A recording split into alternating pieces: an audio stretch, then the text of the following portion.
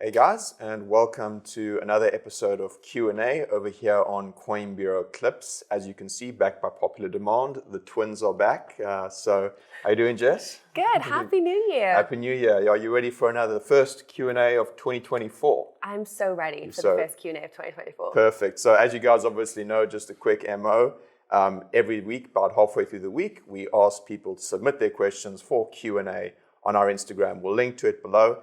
And we try and answer as many of these as possible at the end of the week. Without further ado, let's dive on in. I think I'm going to ask you the first question. Okay, cool. Okay, so this is from carnivorous Carnivorous We're off to a plants. stellar start, guys. Yeah. Plant garden, which is Ledger still safe? Do you use it?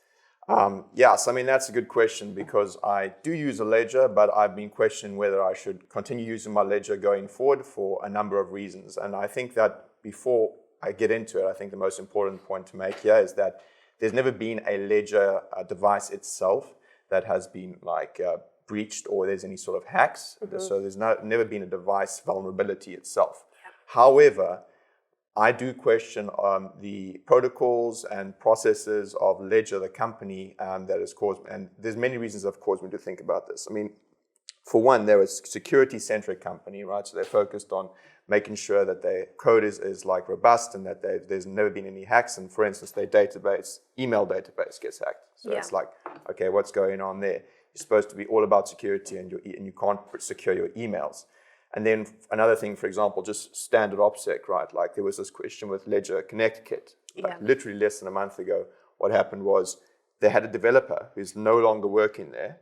He leaves the company. They don't revoke his access to the repositories and he gets phished. And like a hacker can upload malicious code in a supply chain attack. Mm-hmm. And this now gets fed to all these DeFi dApps that are dependent on this, repository. Yeah. So you're asking yourself, what's the thought process of not revoking access to a developer who's no longer, working with the company?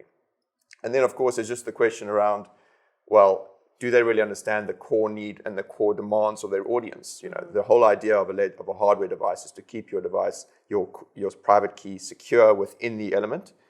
And that's what everyone thought. And then there's the question around, can this be exfiltrated? As that was demonstrated by Ledger Recover, right? So the service they wanted to launch about 8 months ago, which would allow people to actually take their key out with other parties. And they didn't think to themselves, is this something that, first of all, will show that this can be exfiltrated? So the main purpose of the device has been, null and void.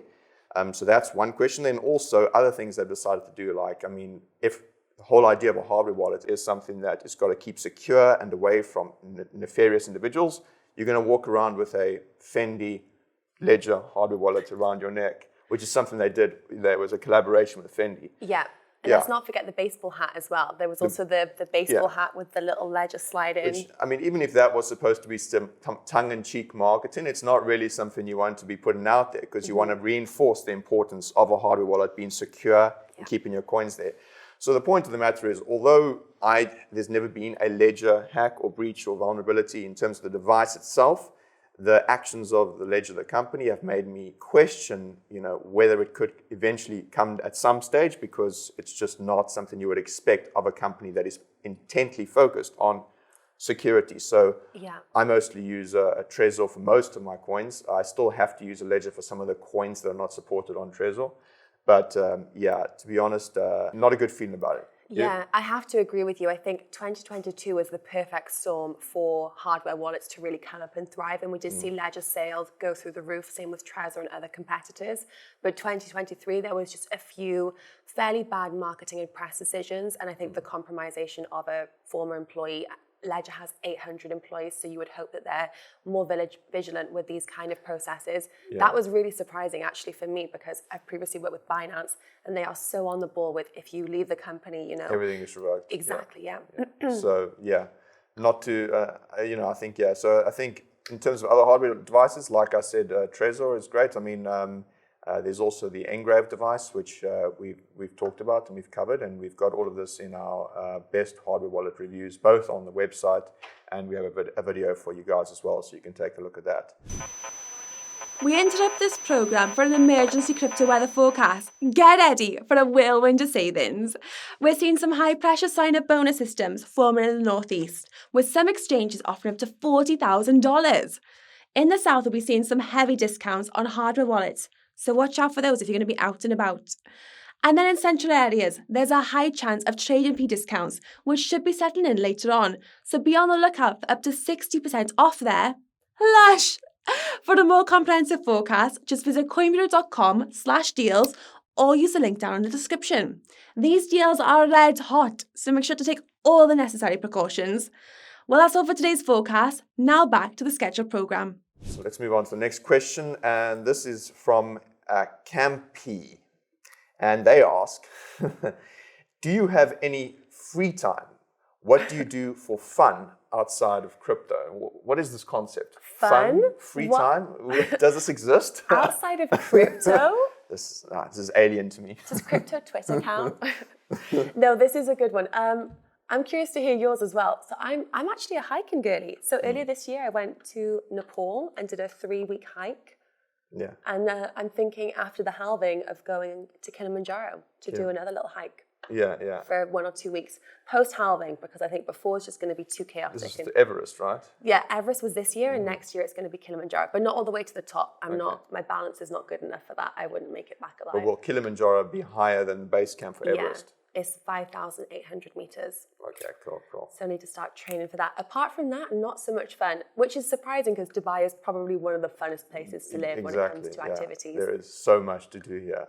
If you're a foodie, if you like going out, and if there's everything from sand dune riding to skiing in the mall. So oh yeah, true. Have you been to the mall to go and ski yet? I haven't. I've heard it's a good attempt, but it's if you're a regular skier and you know how to ski and you know proper snow, it's probably not the best snow out there, but they have a snow cinema there as well. So they give you the full gear and then you can go and watch a film with a hot chocolate. Oh, that is cool. And all the locals go just to feel the sensation of cold. That is cool. Yeah. No, I mean, I got to try that out. What about you? Free time outside of work? No, man, free time. I don't have, man. It's eat, sleep, trade, repeat, man. No, go on. You do have a paddle hobby with guys. No. I joke. I mean, obviously, I do have a life outside of crypto. I do love crypto, but I think it's also important to have hobbies and interests outside of crypto. Otherwise, given how volatile and emotional roller coaster the space can be, you will go insane. Yeah. But I mean, active. I'm quite active. I love to go to the gym every day, never miss it. And I have picked up a very strong paddle habit. Yes, and paddle. There's a strong paddle game going on among the Team Coin Bureau here. We're thinking of setting up an on-chain accumulator so we can bet on what teams are going to win. Because I've heard it gets pretty fiery between you and Guy. Exactly, yeah. And then if one of us loses for the next week, we basically miffed, and then it's like it builds up to it. It's really, really Guys, you can feel the tension in the office. On a Monday post-paddle Saturday, it's pretty tense. And you bust your lip one day. Yeah, I'd get most of the injuries in the paddle games. I get so active and so keen on it. I busted my lip with a racket once, and once we got... There was one time when Guy literally got smashed in the in the face. Off camera I smashed the tennis ball, the paddle ball into Guy accidentally. And we actually had to go to ER. And I don't know if you can go back a few months and you can take a look at some of those videos. I had this big red eye. Oh, God. People thought it was pink eye. Guy just said off camera that people thought it was pink eye. Yeah. Just for those that couldn't hear. In the case of my paddle injury, I didn't want to tell people I got injured in a paddle game because that would sound a bit gay. So it's like... Shark fight, guys. I got into a boxing match like MMA, Jiu-jitsu, all these kind of things. Yeah. And then I guess in the other stuff, like maybe a bit of reading, if I can, try and find some like other interesting topics outside of crypto, history, things like that. Maybe try to do a bit of meditation, try and keep sane from the volatility of the markets. But I think it's important to have outside interests. You didn't sell me on meditation. I try and do a little bit of meditation, but I also like to smash Guy with a paddleball racket.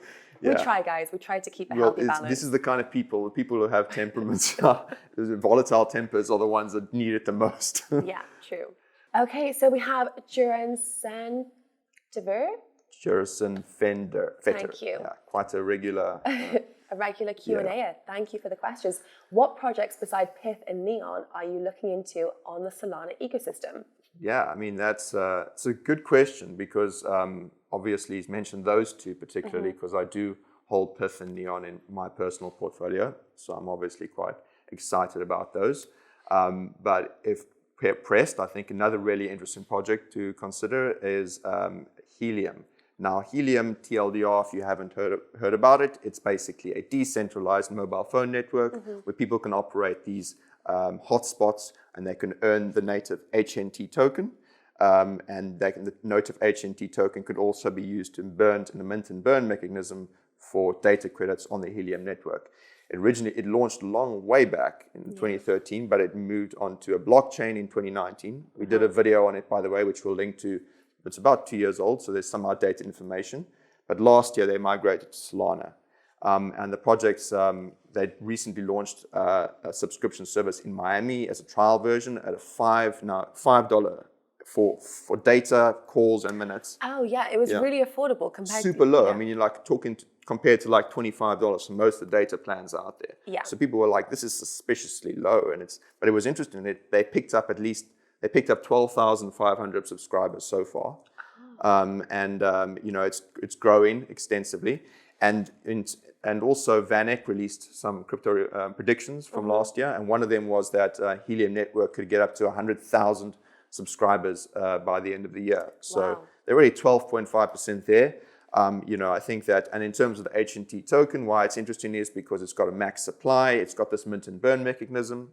So if there's a lot of demand to utilize the Helium network and the data on the Helium network, then obviously this burn mechanism will make it deflationary.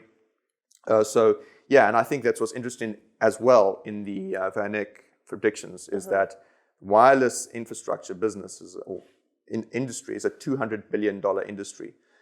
So this is where the Helium project is making its name known. And I think as in terms of potential for a project, what's interesting is it's the intersection of two narratives. One is, of course, Solana, like layer ones, the strong Solana projects building on Solana. And then, of course, deep and decentralized physical networks. And that's an exciting narrative people want to get on. So yeah, Helium HNT is an exciting project building on Solana. What do you think? So I spoke with Austin Hedera, who's the head of strategy at Solana, on an interview on Clips actually a few months ago, and he was really bullish on decentralized physical infrastructure networks. So I think Helium kind of counts and includes into that too. But then he also mentioned Hive Mapper, which essentially is like Google Mapping. However, you can use your own dash cam as a car driver and you can earn points for driving around and then uploading it into the collective dash cams for Google Street Car View alternative. And then you then earn points and rewards for doing so. And it just gives a really interesting use case of more accurate data because it's updated more often than Google Street View. You as a provider or collective that's joined in the ecosystem can get points, and then there's cost-effective consumer benefits that come along with it. And I think these are the things that we're going to start to see more of. So this started rolling out in the United States, and then there is another platform which is looking to launch in Q1 of this year called Teleport. And I'm not sure if you've heard of this one, it's on Solana. So there was quite a lot of buzz around it in 2022 when it came out. I think it just raised 9 million in its first seed round. And there were some investors like Uber's third employee. You also had like social media influencer Jake Paul, Flexport founder. So it was quite an interesting team. Paul. Yeah, I know. But if you're looking to do a social media push for the masses, make it happen. Yeah. And it's ride sharing on Solana. So actually the Teleport CEO was on a panel with the head of protocol at Helium during Breakpoint in 2023. And this is where I first heard about it and was like, oh, this is really interesting because I was kind of prepping for the interview with Austin. So it raised 9 million. It's looking to roll out to its first city in Q1 of 2024. And it'll be the application developing the framework for connecting drivers with riders and getting staking on Solana. That's fascinating. Yeah, I mean, it is this deepened narrative, and that's a big and exciting one. I know that I've seen a lot of hype around the Honey token for Hive Mapper. Yeah. So is Teleport, there's a token out for it now? So the token is not out yet, but the app is available for people to look into. I think they've not integrated the full kind of 360 yet. So they've said that they've not even announced which city it'll be rolling out to, first of all. But I'm guessing similar to Helium, it'll probably look at somewhere like San Francisco, Miami, somewhere that's a little bit more of a kind of tech pro-crypto hub to start with. Yeah, it'd be interesting. So I assume that, have they mentioned anything about a token launch? Is there going to be any what is it going to be used within the ecosystem? I'm assuming that they'll launch a token. I've seen Trip is mentioned quite a lot in their press releases as the token handle. So more on that will come. But for now, I think they're just looking to kind of begin rollout. That'd be a cool token name. That makes sense, right? Yeah, it does make sense. That's good branding for a token. Jake Paul. Yeah. Credit where credit's due. Yeah. Cool. So the next question is from Alex.Raducanu. Okay, sorry if I didn't. I hope I'm pronouncing it okay. He asks, what's your best buy in 2024 apart from BTC and ETH? And I know you've got me on the panel with Nick, because Nick, I know like you're just going to rub in your best buys of the year. To be honest, I've had a few. Credit where credit is due. Solana was a great kind of bag accumulation in like September of this year for me, purely because I was looking at, during Breakpoint conference, what was expanding out. So just to confirm, he says in 2024. Oh, okay, sorry, I was looking at 2023. Yeah. I've not actually bought If you thought about anything you want to, that's you can be bullish on for 2024. I want to buy. Okay. In that case, you go first, I think. Okay, cool. I mean, yeah, so I think it's hard to narrow it down because there are quite a few that I'm bullish on. I think that you guys can definitely take a look at our portfolios and take a look at what we've got there. As obviously, if we're holding it, we're going to be bullish on it for the year. But so if I've obviously got BTC and ETH, and apart from that, then I'll mention a few. Some of them are in my portfolio, and some of them aren't. So one that is in my portfolio, and I've talked about before, and I've been silently gloating about around here, is Neon. So it's a project building on Solana with a parallelized EVM, so Ethereum Virtual Machine. It's got a relatively low market cap. It's got one tier 1 listing, so it has potential if there's another tier 1 that picks it up. So it's at this intersection of the two narratives, Solana and parallelized EVMs. So that's one of them. And of course, I mentioned that I hold that in my portfolio. Another one which is interesting, it's done really well and it's been a lot of hype around it, but I don't personally hold, but I've been looking into it from a bit of a research perspective, is Celestia tier. So I think that why it's really exciting is because it's all about this building out this data availability layer and data sampling, which will allow Ethereum to scale, as well as a layer 1 where other projects can build and launch on. So there's a lot of excitement around potential airdrops that could come in the Celestia ecosystem. And I would encourage you guys to watch an interview and podcast on Bankless with the Celestia founders. It was really interesting, and it talked about their roadmap and what they've got planned. The token has had a crazy rally, especially out of the airdrops. So in terms of price potential over 2024, it's perhaps less so than some of the other lower caps that have yet to be discovered. But and it's also got a lot of supply coming on. So that's one thing to consider. So keep a look at the supply schedules. So that's another one I'm bullish on. And then I think that's something else that has gone crazy over the past month, but week more so, is SEI network. We did a review on the Coin Bureau Club about this last week. And it's another super fast layer 1. It's built with a Cosmos SDK with a slightly modified Tendermint consensus mechanism called, get this, twin turbo consensus. How cool is that? Twin turbo consensus. It's a little bit of a tongue twister. Twin turbo, like a Porsche twin turbo consensus mechanism. It's also got this parallelized EVM with version 2 that was launched, the Alt1 narrative. It's super fast, and the prices over the past weeks just shot up like mad. So people are very excited about it. Obviously, TVL is pretty low right now. So, but the hope is that a lot more people will build on it, and potentially that could keep the price going. So it's still a relatively, compared to some of the others, compared to Celestia and some of the other layer 1s, still got a relatively low market cap, but it's an exciting project. And they've got a meme coin now called Cyan, which has done something like, 10,000% return in the past week. This is the thing. Most people want to try and now find meme coins on new ecosystems, right? And and I think that we're actually potentially looking at a bit of inside alpha for you guys, we're looking at doing a video on how to find the next hot meme coin Oh. to 100x. So, you know, To the bit of moon, alpha guys. there. Yeah, meme coins. Because it can be a strategy. There can be a strategy to find a meme coin, you know. Yes. You have to think about where's a popular meme, what's the new layer one that's going to be attractive right now, where are people trying to gravitate to. And it's one of the most, if you think about memes, it's one of the most community-driven kind of things there are, right? Yeah. Because if you look at, for instance, very few of them are driven by VCs or any sort of TradFi investors. They're just pure community hype and meme power. I just don't understand it. I'm not degen enough. Like the Solana meme coins, and then everyone's like, Whiff is the new one because Bonk has gone to the moon and it's a cute dog that looks like sheep. Guys, I can't keep up with this. Is that's the one with the little pink hat, right? Yeah. I don't know. I didn't even look.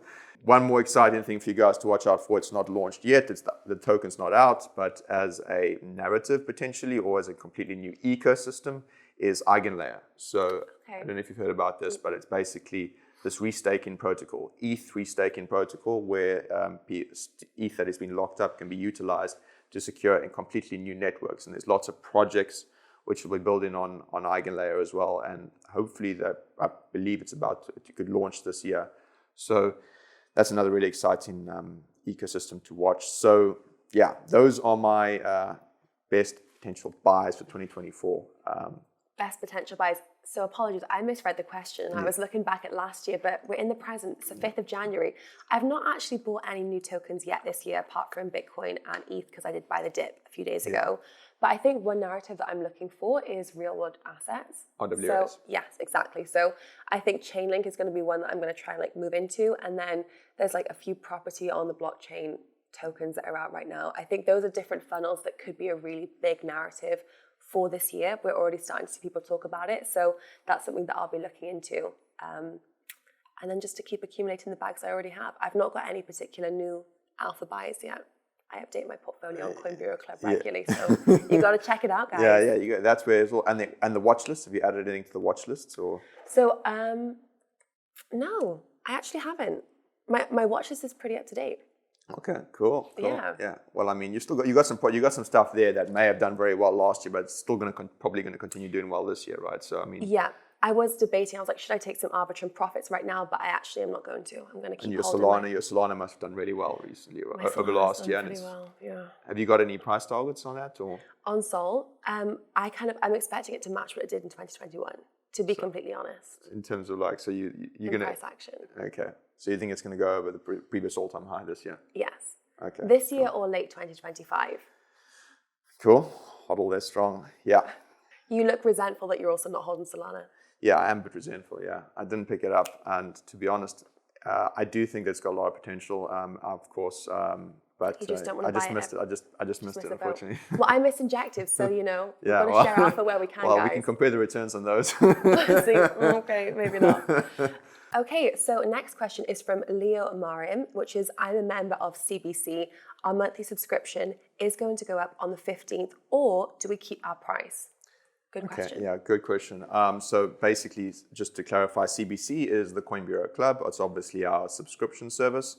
And yeah, if you've watched a few of the main channel videos, and we've mentioned it a few times, that subscription prices will be increasing on the 15th of January, which is a little less than 2 weeks from now. It's important to state categorically that this is not going to impact on anyone who's a current Coin Bureau Club subscriber. If you currently have a subscription and you bought it as a monthly or as an annual, you will not have to face the newer price increase. This is only for people who are signing up after the 15th of January. And I'll also say that if you're in a country or region that isn't covered by the Coin Bureau Club right now, we're looking to expand into new geos. You will also be given an introductory price for at least 30 days when we do launch in your region. So you'll also be the opportunity to get in on our introductory early adopter price level. The price increases. The reason we increase the price is obviously because there's a lot of exciting things we want to build into the hub. We obviously we're looking at more resources to include within it. But we've also got exciting giveaways that are going on there. And one of which is a trip for one lucky subscriber to Dubai to token 2049, flights, hotel, and a VIP side event, as well as the biggest part of the prize of all, a VIP lunch with Guy and Jessica. And we're talking 3 courses. You can get as many desserts as you want. We're going to go all in. Yeah, and It's paid for on the company, guys. yeah, exactly. I feel a bit bad though, because we basically decided to run this competition, and Jessica, unfortunately, she wasn't kept abreast of the competition, and she learnt about the fact she's going to be going to a lunch with a lucky fan. Guy. And Guy. From the club itself. I was like, ooh, are we? Oh, she learnt about it at the same time as you guys. So. Luckily, there was lunch on the menu, guys. We'll have a great time. Yeah, but it's going to be a fan, so they're good. Our fans are the best, Yeah. so she'll enjoy it.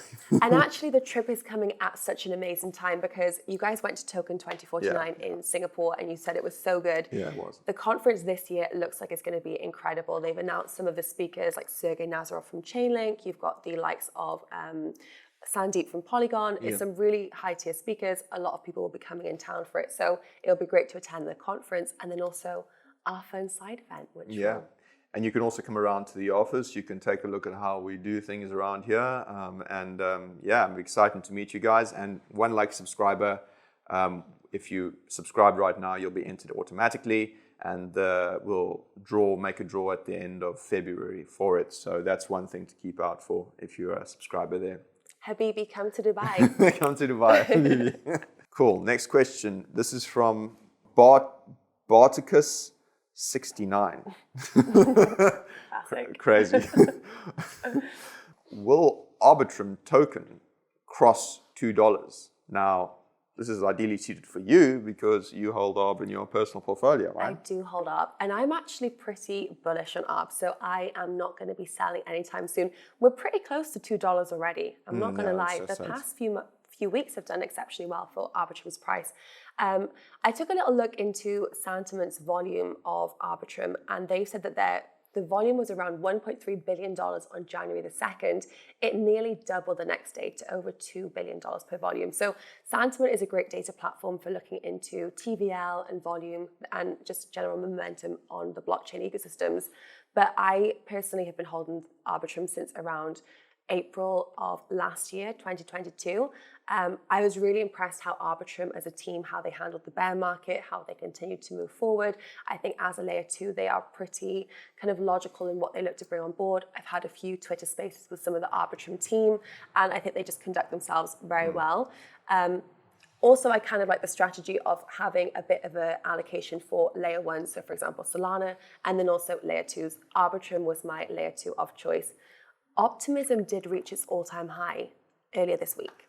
Yeah, I mean, it's interesting, right? Because Arbitrum is, from a fundamental and on-chain perspective, Arbitrum seems to be a lot stronger, right? Yeah. It's got 3 times the TVL, Yeah. 3 times higher fees, 3 times more active addresses. Yeah. So it's like, and its price compared to ARB, OP's last year. Or like OP did like 300% year to date, and Arbitrum only 10%. So it's like, I think they had some really big, they gained a lot of attention for like Coinbase's base integration as well. They also had WorldCoin, so there was a lot of talk about OP because of those regards. and Binance, right? Like Binance, I think Binance said layer 2 BNB, OP BNB, yeah. Yeah, but I think if we're seeing more DeFi payments that are built on layer 2s, Arbitrum is going to be the protocol of choice. So I'm pretty optimistic that this year is going to be another great year for Arbitrum when it comes to kind of partnerships and expand the ecosystem. I'm keeping it as one to watch. Yeah, I think layer 2 is going to be on fire this year, especially with the Denkun upgrade, EIP 4844, with this whole concept of the data availability layer, which will help layer 2 scale. And, because you also chatted about this yesterday with Sun.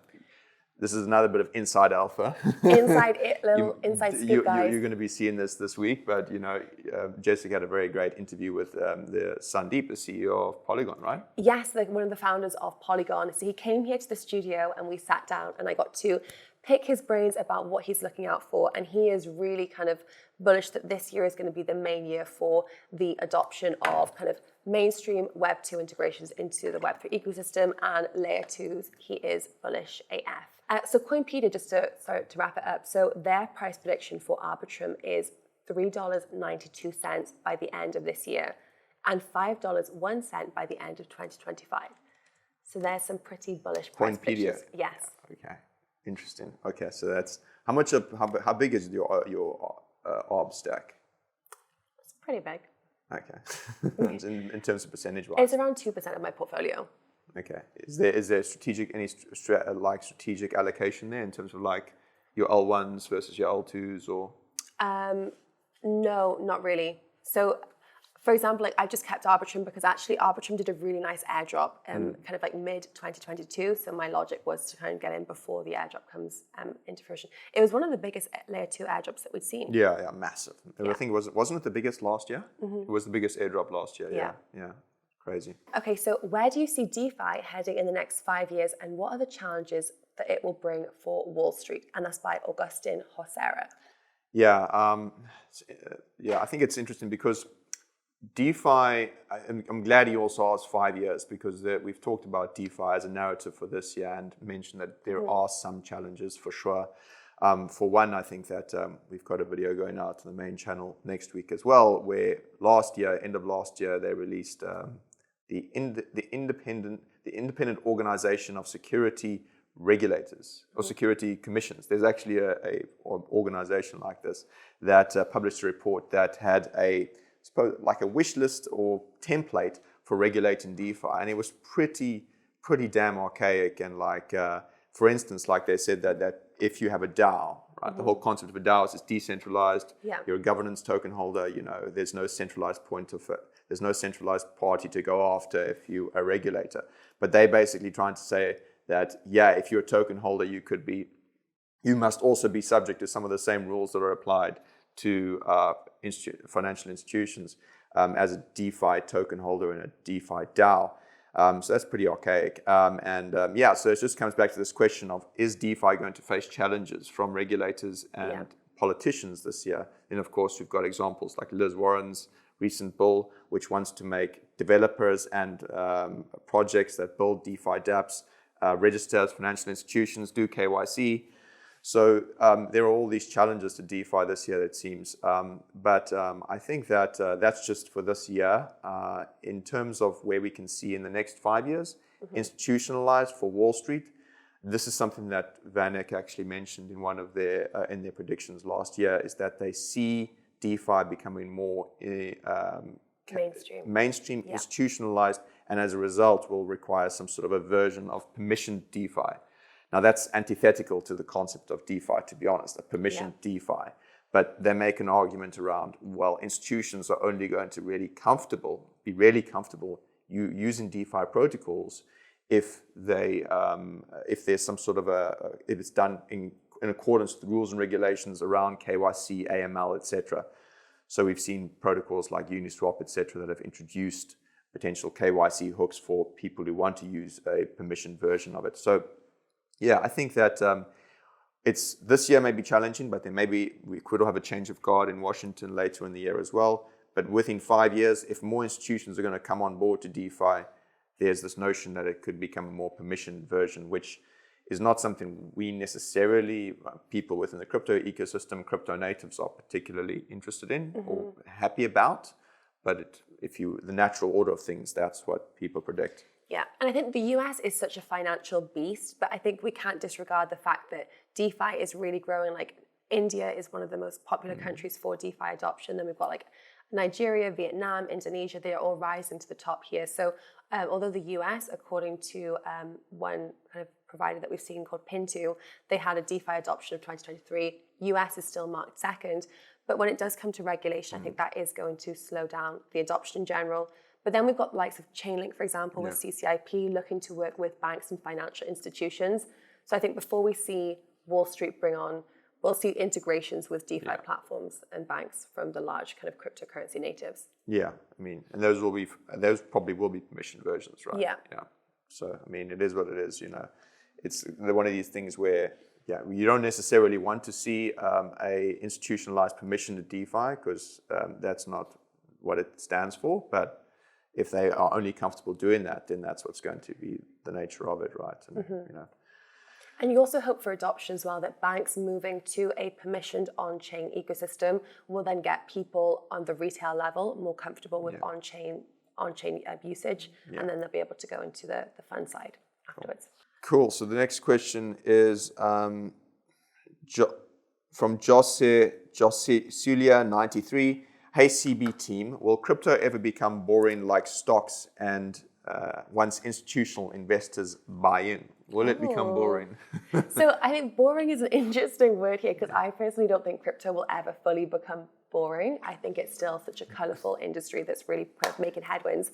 I think if we replace the word boring with kind of centralized or regulated, then yes, I think as we do see institutions get on board and we see crypto become a large asset class, I think this year is going to be a really good year for telling the way when it comes to a spot Bitcoin ETF moving forward. Will we see crypto becoming a little bit more institutional like publicly traded stocks?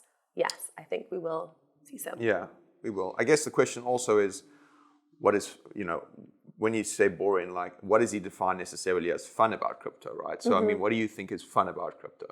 So for me, it's the innovation, but I know for you, it's more the price. The price, yeah. There we go. Price volatility. Number goes up, number goes down. The higher, the better. So in terms of, if we're talking from my perspective, yes, it will be. And that just comes down to the concept of the more institutions there are, the bigger, the more liquidity there is. The more liquidity, obviously, the less the volatility. So obviously, if you've got ETFs buying in now, you've got large institutional investors and asset managers, and you've got all this liquidity, then naturally there's going to be less price volatility, which is less, ups and downs. And if you do like to trade it, there's less opportunity for you to do that. And it's less of the crazy gains you'll see on a day-to-day. It'll be, the volatility will decrease, and you'll go towards similar volatility levels that you have on traditional assets like stocks, commodities, gold, etc. Another little bit of alpha from the interview with Sandy, which is coming soon. I'm not going to give away all the little gems, but he did say that this year, 2024, and next year are going to be the last 2 years of kind of exponential price movements within the crypto space. And I think that's felt across the board. And we've started to see that since, for example, 2015, when we both became aware of crypto. Yeah, last year was actually a record in terms of, it was Bitcoin's volatility. Standard deviation was the lowest it's been since inception. So it was a very on a daily volatility, looking at daily volatility or 30-day rolling daily volatility, I think it was the lowest it's been since inception. So yeah, which is kind of, it's good in some regard. Yeah, for onboarding the next wave of people. Okay. Well, I mean, yeah, exactly. Yeah, I mean, I think that if people's net worth is too volatile, they're going to be less likely to want to invest in it. You said yes so regrettably, yes, but our bags aren't going to moon as much, guys. Yeah. Okay, so 3K Cinema has asked, Happy New Year, and this is my question: what is your best gaming coin? Yeah, I guess that there can be hit or miss. There's so many gaming coins out there. I've mentioned a few of them before. I think that if you are excited on gaming as a narrative, though, I think it's more important to take a look at the potential places where GameFi is going to be building and where GameFi projects are deploying. So I'll just mention two that they're excited about right now. Obviously, I'm bullish on Avalanche. I hold Avalanche in my personal portfolio. A lot of games are launched on Avalanche subnets. Two very popular games, which I've talked about before, Shrapnel and Off the Grid. Obviously, the more gaming subnets that are deployed, the more demand there will be for AVAX to hold, to stake, to launch the subnet. And if they utilize an AVAX as a native gas within the subnet, it will be that's burnt, and that impacts on the price as well. So yeah, I'm bullish. And then also Avalanche separately also has an RWA narrative to it as well, with some of these other subnets that are launching. And then another gaming infrastructure play, which you could be interested, which is exciting, is on a layer 2 component is Mutable. So obviously it's a layer 2 in Ethereum. There's already two very popular games building on it, Illuvium and Gods Unchained. It's going to also benefit from the Denkun upgrade because it will make it more scalable, cheaper. So Denkun will make fees on layer 2s like 10x cheaper, which is obviously good if you're building a game on a layer 2. Passport feature is great for interoperability between games, so you can easily move your game to Immutable. So there's lots of updates being worked on there. So those are my two picks if I'm talking about the GameFi narrative.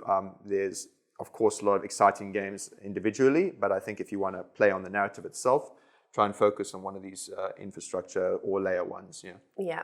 Sandeep did shout out Immutable in our interview, and he said it was the juggernaut of the gaming world, which is a pretty big statement. It's a big statement, but I think that, well, the thing is they are infrastructure, like they developed specifically for gaming as an infrastructure for gaming, right? Whereas a lot of these L1s, like Avalanche, for instance, is got a lot of other things, but it's not exclusively focused on gaming. So I think that this passporting feature is an interesting thing as well because it was thought about specifically for gamers, So he did mention one specific game, which I'm not going to mention yet. You guys will have to go and watch the interview for that one. So Sandeep did shout out one specific game of choice.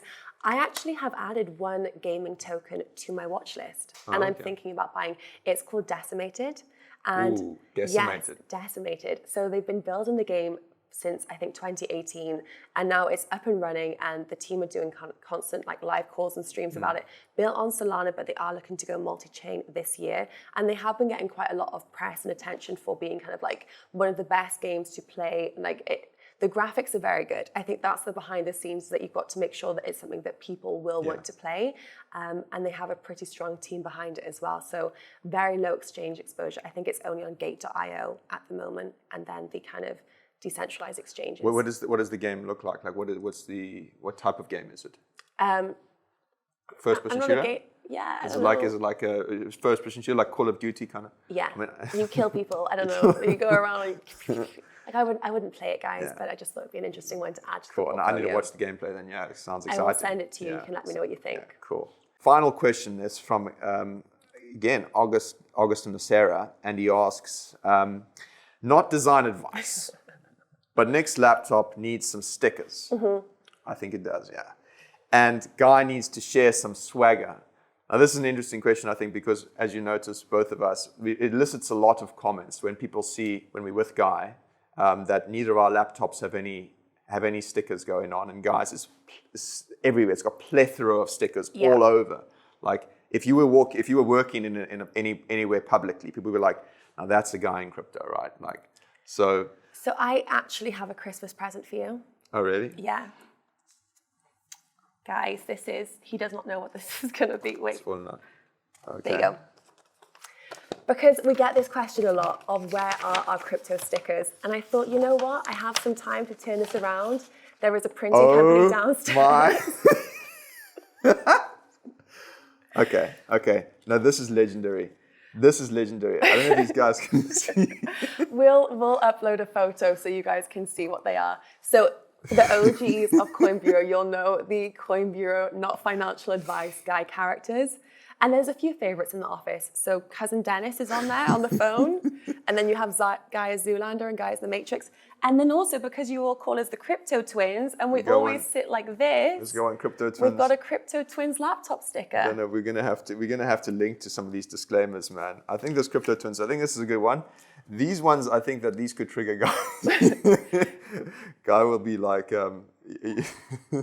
Cousin Dennis. Man, that's an amazing gift. I'm gonna stick it on. I was gonna say, right, like I've gotten all these stickers. I'm slightly like on the security angle. I'm worried about because I got Trezor stickers and like Ledger stickers, and I'm worried about a sticker there. People are like, this is a guy I'm definitely going to kidnap and hit on the head with a hammer or something to try and extract his private keys because he's in crypto. But if they see Cousin Dennis, they're not gonna Zoolander, and they're going to think I'm a crazy motherfucker, and you don't want to be messing with me. Who's this crazy, Australian bogan. Australian bogan, kind of like, and he's got like Zoolander, version 2.0 of Zoolander. They're going to be like, I do not want to mess with this guy. I'm not touching his laptop because he's clearly crazy. Get me in trouble. He's crazy. Well, yeah, no. So I'm gonna stick. I think these are stickers I'm gonna put on. So Excellent. we'll see what Guy will think. Cool, guys. So yeah, I mean that's the questions for today. Thanks a lot for sending them over. Like we said at the beginning, if you want us to answer your questions, please do follow our Instagram. At the middle of the week, we'll ask you, and you can ask your questions, and we'll try and get through as many of them as possible. Maybe it's me and Guy, maybe it's Jessica and Guy next week. Yeah, it's been fun. So thanks for the questions, guys. Thanks for joining, Jess. Yeah, thank you guys. Yeah. Another good one. We'll see you next week. Cheers.